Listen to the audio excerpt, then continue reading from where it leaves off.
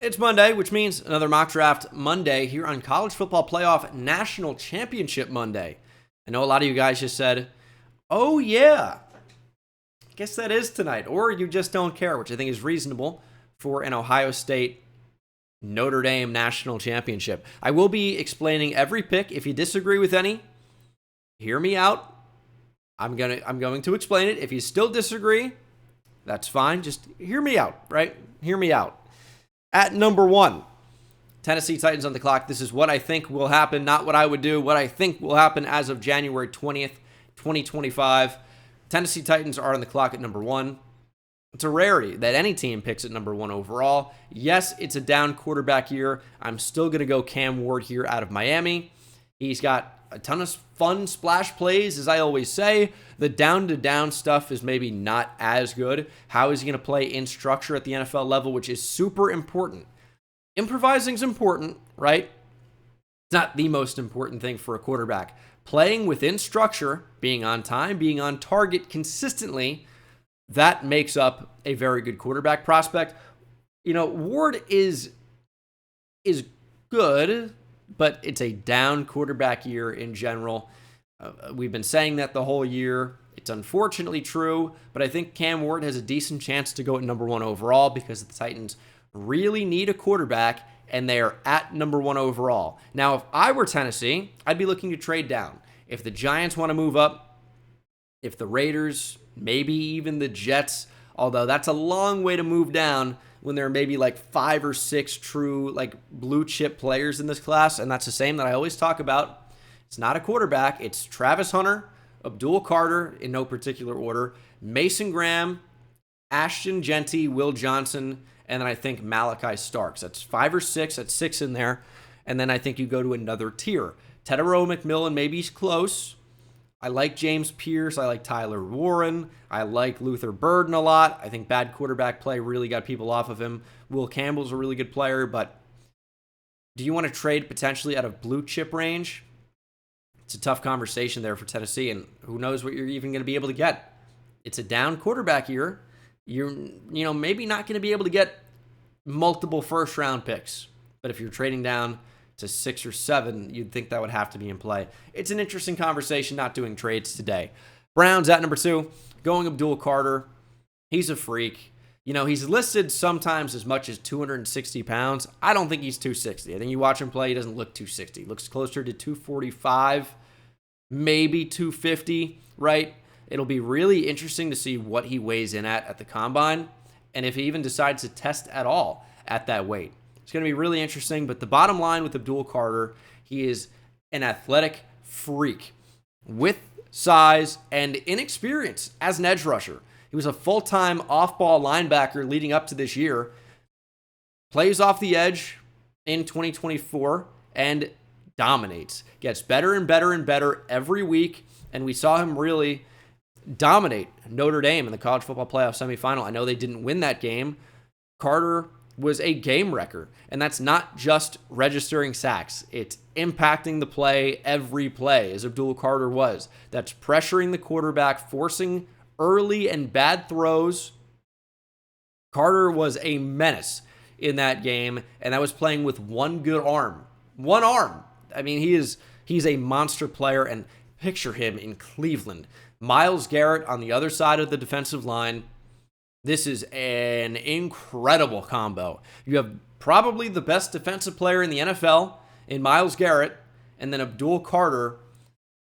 You've been missing that combination. You've been missing any type of good combo with Myles Garrett now for his entire career, basically. This would be really, really fun for the Browns. Maybe not so much for other teams having to game plan against 2 game-wrecking athletic freaks. It is quite the combo. At number 3, have the Giants going Travis Hunter. The value, to me, is not there at quarterback. Now, it's not there at offensive line either for a lot of these teams. That's why the Patriots, I'm not going to have taken offensive linemen, at least not here. Allow me to explain. So yes, general manager Joe Shane, head coach Brian Daboll for the Giants, coaching for their lives, coaching for their jobs and managing, right? You think maybe if you take a quarterback because you need a quarterback, one way or another, Tennessee, Cleveland, New York, really both teams, the Raiders, they need to find a new quarterback in the offseason. Need to. Now, whether or not that comes in the draft or through free agency, who knows? You're going to have guys, bridge QBs like Jameis Winston, Sam Darnold available. You're going to have QBs in the draft that we know of already. But I just don't know that the value is there at 3. Do the Giants force a QB because they need one, or do they just take best player available and figure out QB a different way? Because regardless of who your coach is, who your general manager is, if you take the wrong QB high in the draft just to take a QB because you need one, you're going to be in the exact same position 3 years from now when that guy is clearly not working out. And that's not to say that Shedeur Sanders will not work out. Same for Cam Ward, but it's a possibility and maybe a higher percentage chance than usual this year. And quarterback already doesn't pan out typically. That's why everyone wants to have the hot take. Oh, I knew this guy would be a bust, and he still went high in the draft. It's the most valuable position at the most prone to bust position. Highest bust rate. I know how that's going to be taken out of context. Either way, just go best player available.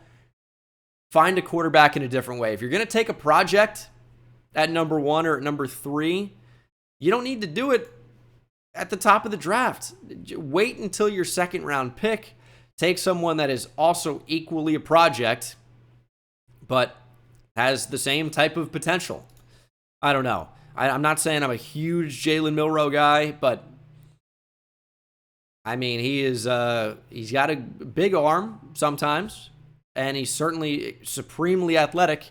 None of these quarterbacks are finished, polished products. Sanders maybe is the closest because he's very accurate, throws the ball with great touch and accuracy. When he drives the football, has to put some real velocity behind it, he doesn't have it. He doesn't.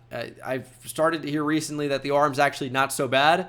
It's average. It's not the worst in the NFL. It's not close to the best in the NFL. It's average, maybe even slightly below average. It's not special. I can tell you that. At number 4, I have the New England Patriots going Tetairoa McMillan. Again, you need offensive line the same way these top teams need quarterback, but the value just is not there. The value for quarterback, I don't know where it exists. It's bizarre. But the value for offensive line is at the top of the second round into the second round. It really isn't the first round. That's why I don't think you see the Seahawks select a guard. Maybe a tackle. I know Abe Lucas is solid when healthy, but that's a problem. But you're going to see tackles maybe go, and how few true tackles are there? There's so few in this class. Campbell's not a true tackle. Simmons is. Banks maybe isn't. Membu could be, but he's short, so it'd be a little unusual, but the arm length is there. Connerly's a tackle. Milam is not. Gray Zabel probably is not. Cam Williams is.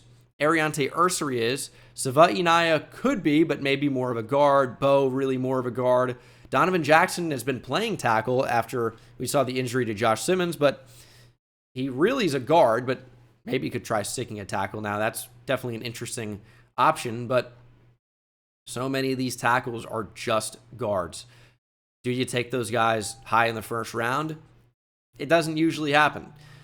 But Tetairoa McMillan is a big-bodied, big weapon for the Patriots. You look at that receiving room, you got Pop Douglas, Kayshon Boutte, and a healthy Kendrick Bourne. That really isn't leading you to the promised land. Yes, you took Jalen Polk in the second round. He had a really bad rookie year. And you have Javon Baker.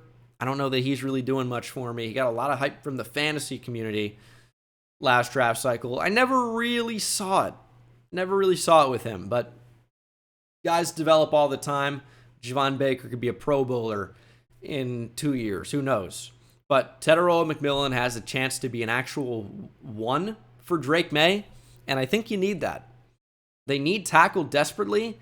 There's just not one here, really, in my opinion, at number 4 overall. Go with Tetairoa McMillan, T-Mac, the Tet offensive. I think it's a better pick. Jags at 5, going Mason Graham. Could be Will Johnson. I think it comes down to one of the Michigan guys. But you know what? The Jags passed on Aiden Hutchinson, a Michigan defensive lineman, and regrettably so, potentially, right? Maybe you can right that wrong with Mason Graham at number 5 overall. Where this is not a Trayvon Walker hate video. I tweeted about Trayvon Walker. I like Trayvon Walker a lot. He's always been a great run defender, and he's really been developing as a pass rusher. Didn't do a whole lot in year 1. In year 2, he put up double-digit sacks. A lot of them were cleanup, not really him making a huge impact. Year number 3, he's starting to come on. Put up, again, double-digit sacks. These were really more true sacks, really more impact on the game. Top 20 in pressures this year. Trayvon Walker is really starting to come on. Now, I know he's going to be living in the shadow of Aiden Hutchinson as long as Hutchinson is a game wrecker, which he's shown to be when he's healthy. Mason Graham, though, can combine with that defensive line. You got Joshua Hines-Allen. You got a good Trayvon Walker, underrated. You need something on the interior. This is an interior disruptor, if ever there is one in this draft. Mason Graham is great against the run. He's got game wrecker potential on the inside. So build up that defensive line. Big-bodied athletes. That's what Jacksonville is kind of moving towards. Of course, who knows what's going to happen there long term. But Mason Graham here, I think, is a really, really solid selection at number 5. As it's typically Will Johnson for me there. We're going to mix it up today. And you can make a great argument for it being Mason Graham. At number 6, going with the Raiders, going at Shedeur Sanders. Obviously, we've heard about the connections to Tom Brady and the Raiders with Shedeur Sanders already. I think it's a good landing spot. Now, the Raiders are lacking with offensive talent, so it's not maybe the best scenario for Shedeur Sanders, but we know the Raiders need a quarterback. Someone is going to take a shot on Sanders in the top 10. Maybe it's the Titans, Giants, or Browns, but it could also be the Raiders, Jets, Saints, depending on how far he falls, if he falls at all. Sanders, very accurate. He's got great touch overall. I've got some questions about the overall arm talent, though, and also playing within structure and not running into sacks. He likes to do that. It's mind-blowing sometimes the sacks that he will take. But the offensive line is also not great, but some of them are on him. We'll see how he adjusts to, playing on time within the structure of an NFL offense at the next level. Jets at number 7, going Will Johnson here from Michigan. Him getting hurt kind of hurts his projection a little bit. I wonder if he would have been a top 5 pick. And now I wonder if he's a lock to be a top 10 pick. But I know the Jets need to upgrade on the boundary. I like their nickel situation. They have some good slots in there. Michael Carter, is going to be there under contract. You are losing some to free agency and some talented players as well. But for the future, you have Sauce Gardner and now Will Johnson on the boundary. That's a really good CB1 and CB2. I think that's a really strong combination. And they can result in, or they can end up getting a lot of picks as a result. Speaking of picks, that was a great intro. Great segue. This video is sponsored by Underdog. I think it's the best place to play daily fantasy sports. These are my picks for the college football playoff national championship for tonight. Quinshawn Judkins to record a touchdown. Jeremiah Love, if he's healthy, he's putting up more than 47.5 rushing yards. And Jeremiah Smith, higher 18.5 first quarter receiving yards. He was quiet against Texas because Texas said, hey, we're going to let somebody else beat us. It happened to be Carnell Tate. The running backs, I don't really want to talk about it too much, but Jeremiah Smith, I think, will be involved early. And I think 20 or just under that first quarter receiving yards is not out of the question at all. What you can do here with Underdog is apply a 50% profit boost if you are so inclined. They've got specials running all the time. This is the availability map. You can run Pick'em Classic in so many different states like Texas, California, New York, the Dakotas. What a fun place that is to be. Alaska. And you can play champions in other states. If it's grayed out, you're ineligible, but states like Arizona, states like Alabama, Missouri, Kansas, you can play Pick'em champions. Florida, the Virginias, North Carolina, you are eligible. And if you're a new customer, when you use code BENGAL, link down in the description, use code BENGAL, get some new customer picks. Tonight is Nikola Jokic to score a point or more. You are a winner with that pick. It's called a free pick for a reason. So, to summarize, use code BENGAL on Underdog. Those were my picks for the big game tonight.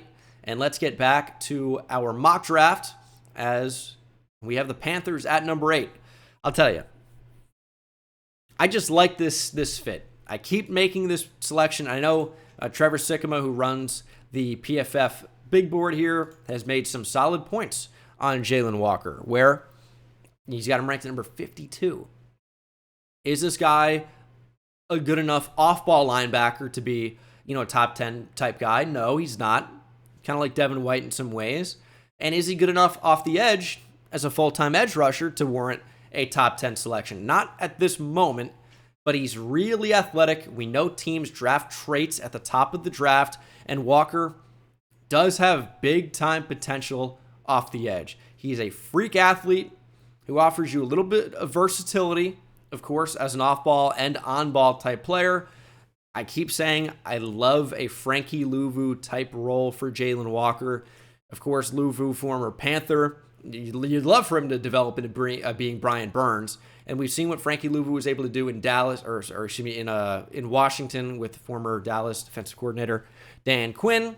I think Jalen Walker is just a really, really good fit here in Carolina. I think he's going to end up being a top 10 selection. I think top 10 here with the Panthers is where he ends up making his home. Also, from North Carolina, I think there's something to it. I'm waiting for this Bears pick. You'll see what happens there. Again, stay with me. But the Saints at number 9, I'm going with Shamar Stewart. It's a very Saints pick, and this I think is a great, great pickup for New Orleans. Shamar Stewart is a freak. He's 6'6", 285, 290, and that gives you the versatility to play inside as an interior defensive lineman or outside as an edge rusher when you can move the way he can at 290 pounds. He does not move like he's 290. I keep saying it. He moves like he's closer to 250. He is a freak athlete. And the Saints like a certain type of defensive lineman. They like the bigger bodied guys. You look at how they've developed guys over the years. Carl Granderson, Cam Jordan, obviously. Trey Hendrickson when he was there. Like, they can develop guys, right? Maybe not Peyton Turner, but every player is different. But when you have needs potentially off the edge long term and currently with your interior defensive line, it's tough to find a much better fit than Texas A&M's Shamar Stewart. He is a freak athlete who doesn't quite have like top 10 type production, but that really hasn't hurt teams from taking a player like this very high in the draft in the past, because you can develop those guys. Trayvon Walker was a number 1 overall pick with limited production. Teams draft traits. Stewart has traits for days. He's a freak athlete, and I think his best football, like production-wise, is ahead of him. At number 10, I've been Will Campbell. Ben Johnson just got hired as the new head coach of the Chicago Bears. Ashton Jeanty.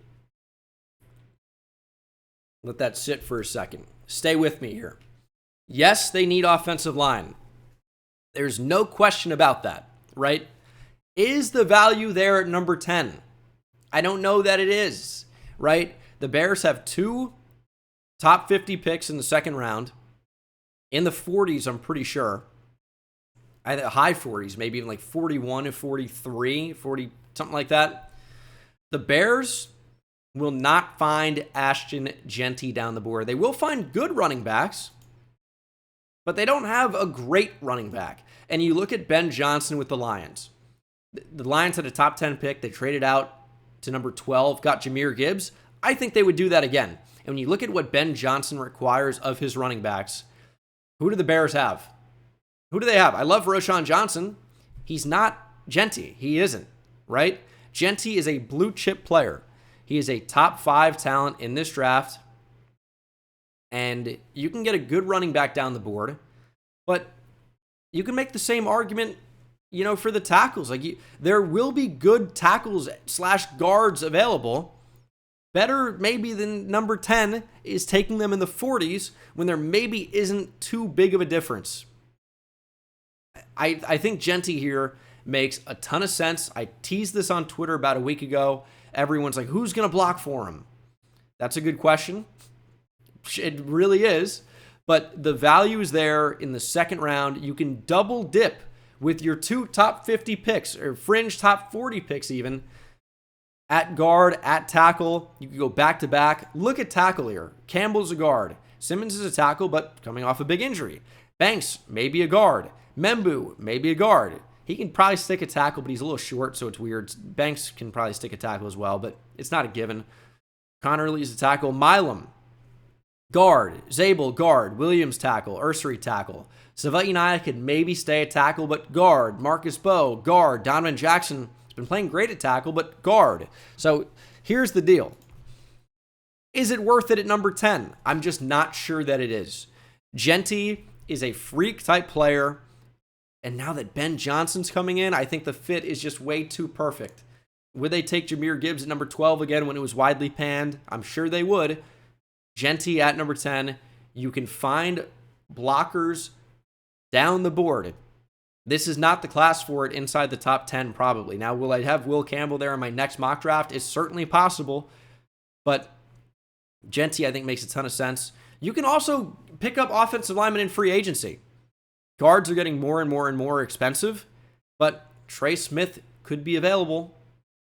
If you can get him to the Chiefs, or from the Chiefs to the Bears, wow, that's interesting. 49ers at number 11.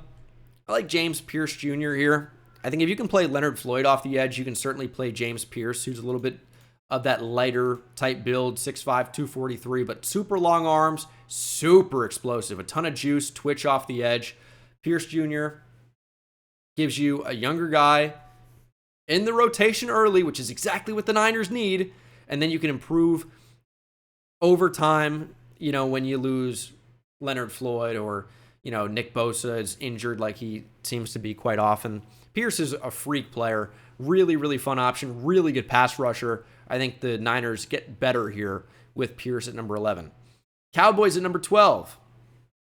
Everyone's got to be over the moon. That is not Genty here because I do it every mock draft, even though I think if he's available at 12, you got a pretty good chance that he's going to be the pick. Luther Burden is my pick here at 12. People are down on him, right? And it's just because, hey, he was not as productive in 2024. Brady Cook was both injured and bad. He's Brady Cook at the end of the day. No disrespect, but he's not, one of these top college quarterbacks. Luther Burden is unbelievable after the catch. He's explosive. He's got good hands.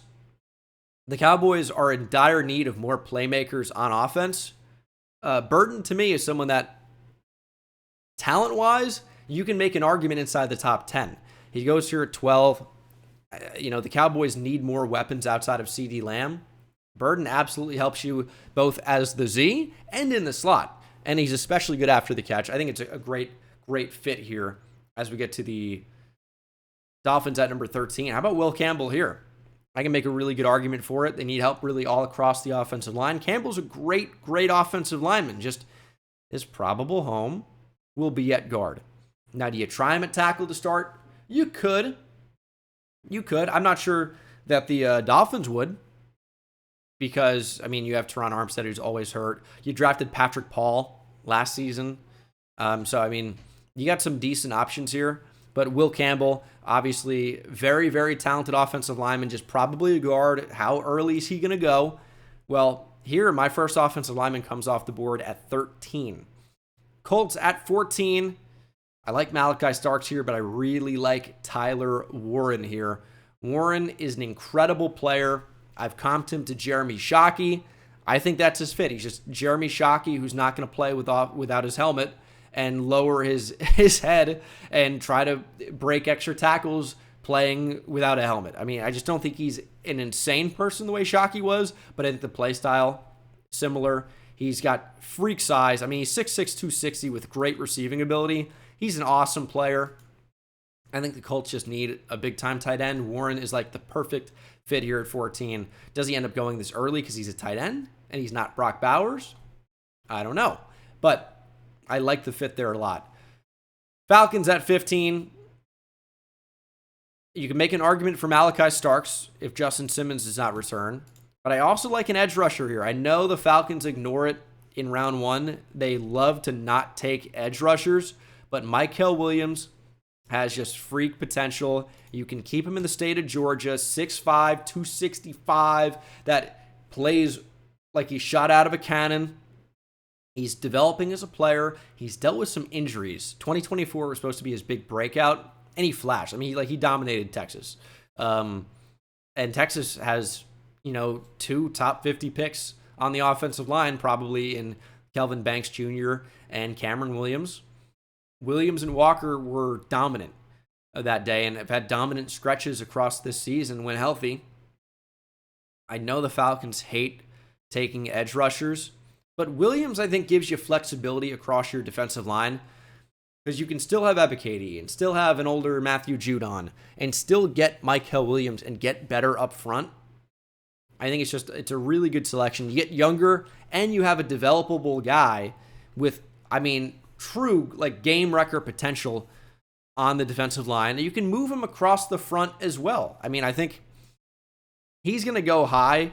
Just how high? I think top 15, it feels like maybe is his floor. I think he could definitely go top 10. I don't really think he's available beyond 20, but you never know. The draft has no certainties. Williams is an interesting option for sure. Cardinals at 16. So I had Mike Green when I did this earlier, and I still feel decent about that. But would they prefer to do something on the interior? I think that's in play. What's the deal with Baron Browning long term? I know you need to get better off the edge, for sure. No, I'm going to go interior defensive line. I'm going to go Derek Harmon. I've liked Harmon here a lot. I think he's a top 20 type of guy. He was such a disruptor at Oregon. Big time transfer acquisition. He's a monster on the interior. And if he's going to be your 3-4 defensive end, I got a comment last mock draft. Why would we take him? We already have Darius Robinson. What do you need? One interior defensive lineman? Have you ever watched football? You got multiple. You got a rotation. You got on one defensive line, you might have 4 or 5 interior defensive linemen that see regular playing time. Regardless of that, you can upgrade really across the entire interior defensive line with Derek Harmon long term. He's such a great player, and you just upgrade the defensive line here. It's a big need. There's great value with the edge rushers down the board, so maybe you can pass on one here. I do love Mike Green, though. I did have him at 15, then I had him at 16. His value might be at 19 or something here. But I'm going to go Malachi Starks to Cincinnati. Very tempted to go off the edge as well. Defensive line is absolutely a need for them, but I think so is safety because I'm not a huge Jordan Battle believer long term. I know you need multiple safeties too. You paid Geno Stone. That doesn't appear to be that great of a pickup. He was not that good this year. Malachi Starks is great. I think he can play multiple spots in the secondary. He's a really, really, really good player. Again, I think he's in that blue chip type range, one of the 5 or 6 best players in this draft. He's available at 17 because he's a safety, but wow, is he so good. And he's an athletic freak as well. He can make acrobatic plays in the secondary, tremendous ball skills. The Bengals are feeling losing Jesse Bates. I get that it would have been tough to pay him what the Falcons paid him, but please try to get his replacement in the draft here. Malachi Starks is such a great player who's available. I think it makes a ton of sense.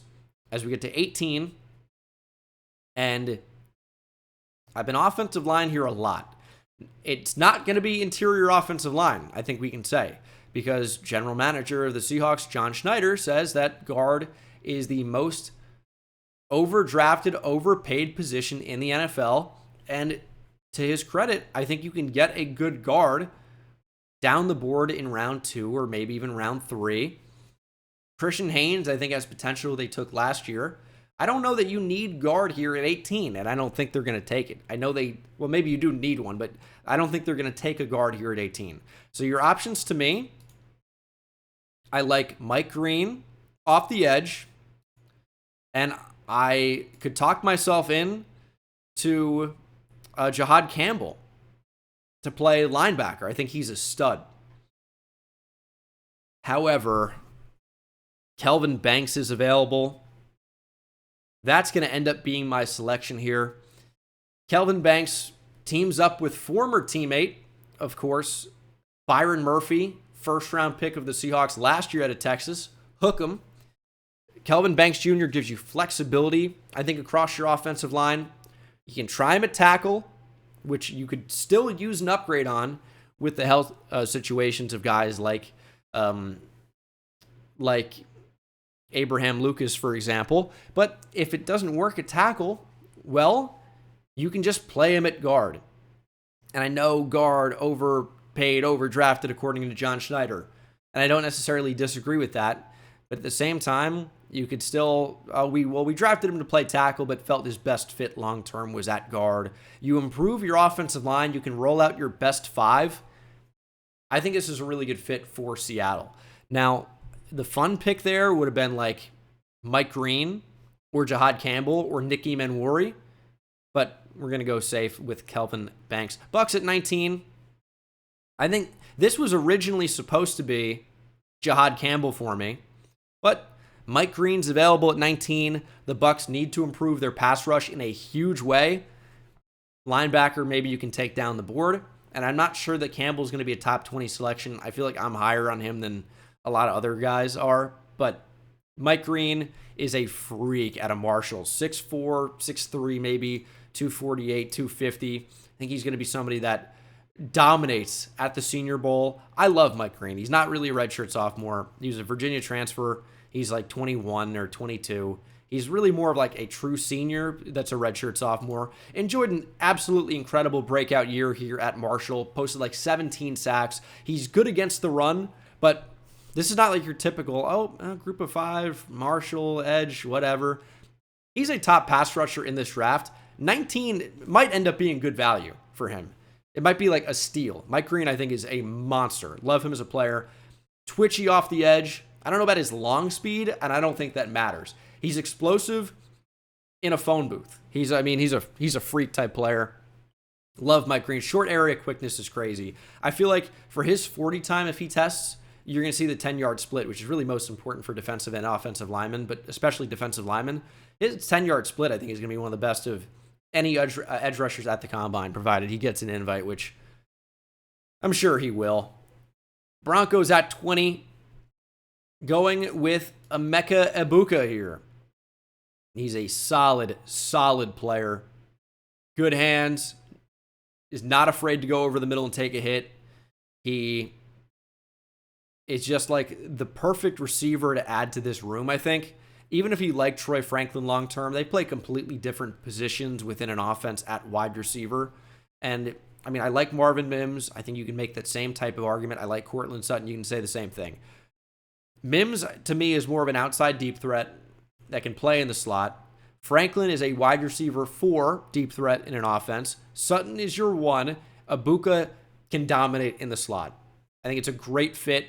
And we know Sean Payton loves his Ohio State wide receivers. This is the fit here with how the board has fallen. There's no question to me. Steelers at 21. Well, I've been Egbuka to the Steelers. He's off the board now. Which direction do we pivot? I'm thinking corner. Great corners available. Savone Revel maybe isn't like the most Steelers DB of all time in the fact that he's not such a willing tackler or talented, good willing tackler, but he's so good in coverage. He can play press man. He's 6'3", 193 with electric speed towards ACL that maybe pushes him down the board. And for the same reason that we're talking about with Josh Simmons, could end up being an absolute steal because he was amazing when he was healthy in 2024, was really good in 2023. He's a first-round talent that drops a little bit because of injuries, but I mean, it feels like what a selection for the Steelers there at 21. Chargers at 22. It's lazy, kind of, but it's going to be a Michigan man. Do you want Loveland? Do you want Kenneth Grant? Now, does this end up being this way on draft night? I don't know, but it just makes too much sense. They need something on the interior defensive line. They need more pass catchers, and I think you need to get Justin Herbert a little bit more help. Obviously did not have a great playoff game against the Texans. I don't think it helps when Quentin Johnson drops everything that touches his hands. Loveland really not going to have those same problems. He gets open. I think it's the same deal with Luther Burden, where we're talking about this guy very differently with any type of competent quarterback play in 2024. It wasn't there. You had Davis Warren and Alex Orji at quarterback. Not explosive. Tell you that much. Could not throw the ball. Colston Loveland knows how to get open. He catches the ball. He's a big power slot. That's just a fun fit reuniting with Coach Jim Harbaugh there with the Chargers. At number 23, Green Bay Packers. You need to improve your pass rush. Corner is a bit of a disaster. And I think their offensive line could also use a boost. Simmons is just kind of sticking out there. And I know it's like tackle maybe is not the biggest wish list type pick of Packers fans, but I do think you need to improve that group. And I like Rasheed Walker as, if there's an injury type of situation. I think Jordan Morgan is going to play on the interior long term. And Zach Tom's a fine right tackle. I'm gonna go Josh Simmons because he's available here. Listen, I know that people are not gonna like this because Benjamin Morrison's right there. Another big kind of injury prone guy that is he really gonna end up going in the first round? I don't know.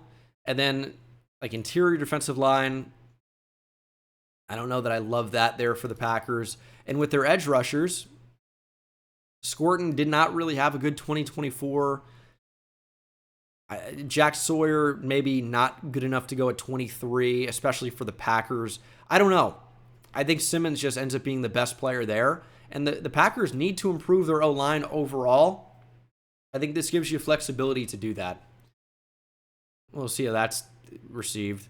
At 24, Minnesota Vikings. I like interior defensive line here. I am going with Tyleik Williams, interior defensive lineman from Ohio State, another game record type guy as a run defender on the interior defensive line. He is so good. And you look at the rotation of defensive linemen that the Vikings were throwing out there, it's nothing like Tyleik Williams. It's just really not a strong group. I mean, Jerry Tillery was playing a lot. It's just, what are we doing here? What are we doing?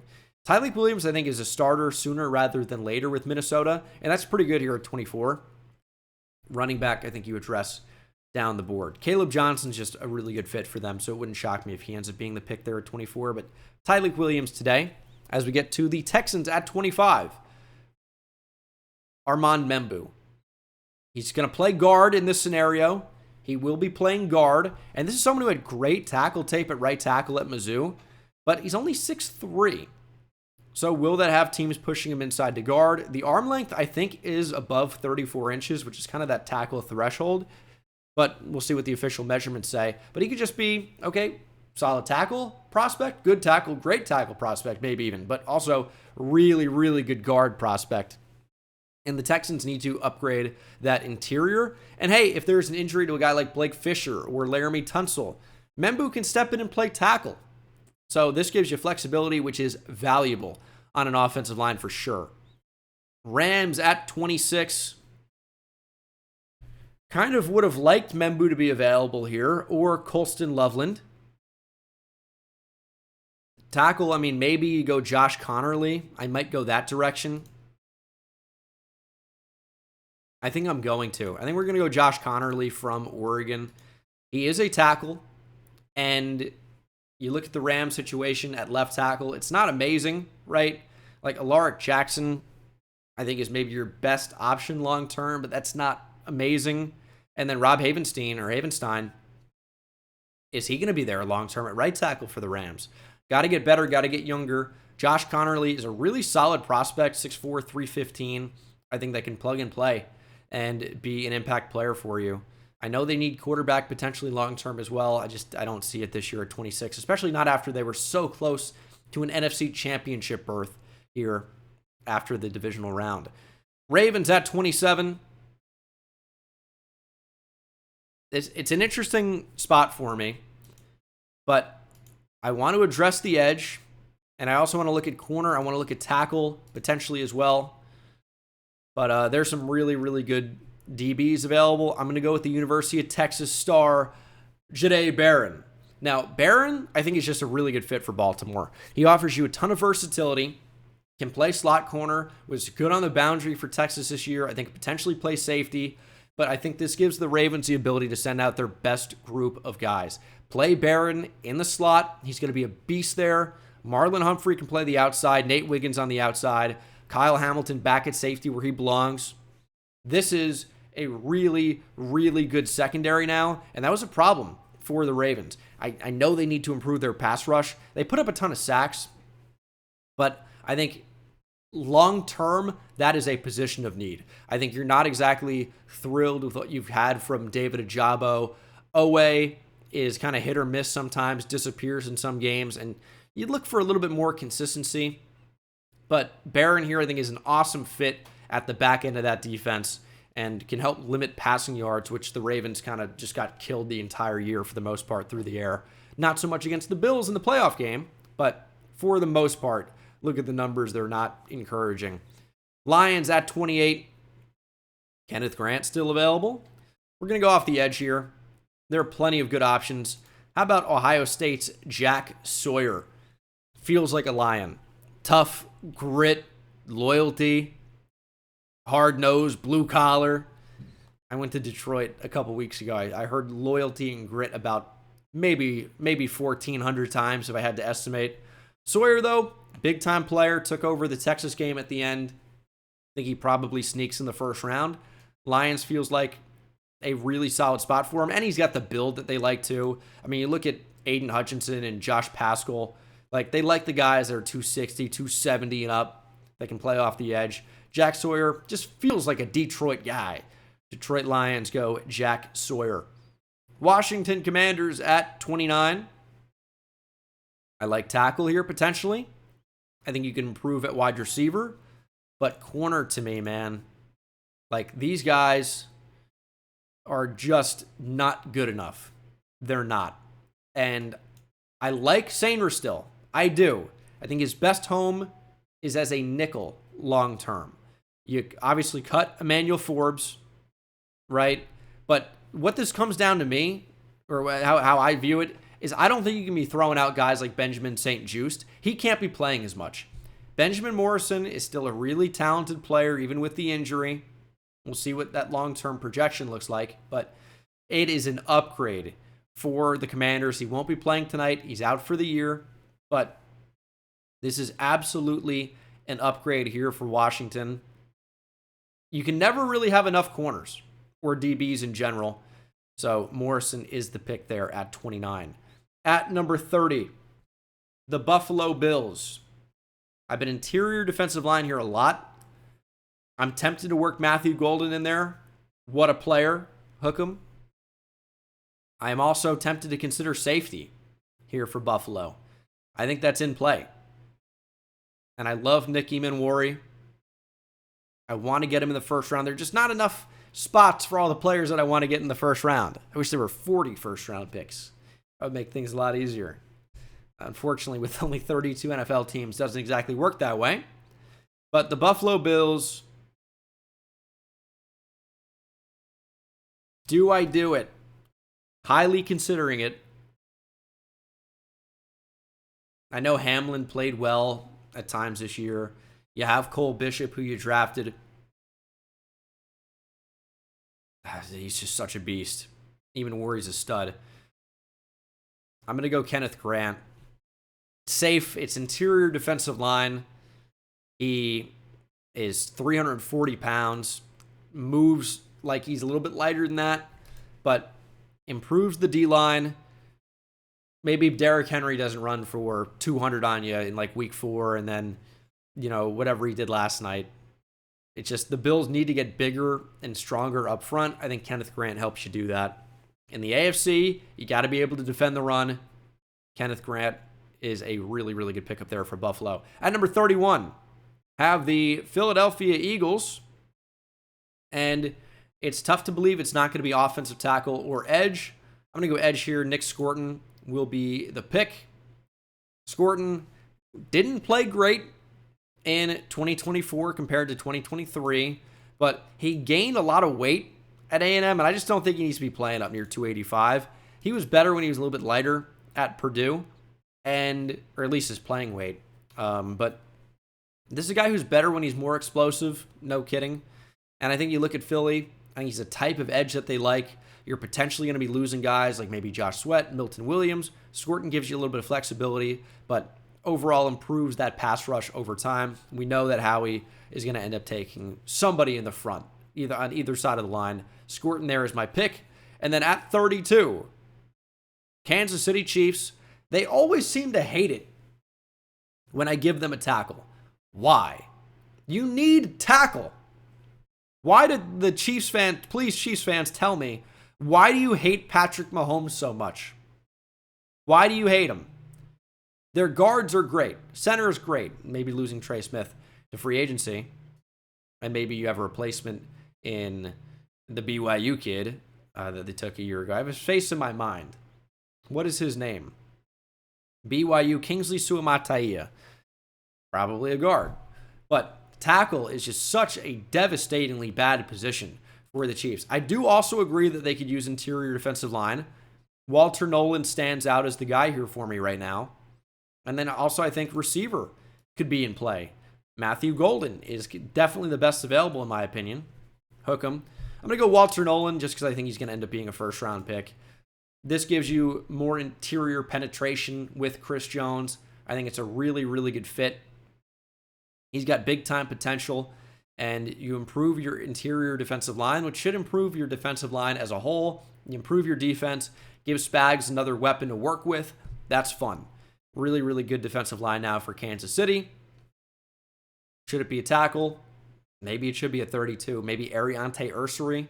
Matthew Golden highly, highly in play for me there as well. But that is the mock draft ahead of the national championship here on the 20th of January. Thank you so much for watching. I hope you enjoyed as always. If you didn't, please let me know down in the comment section below. I'll be happy to read it and take it to heart.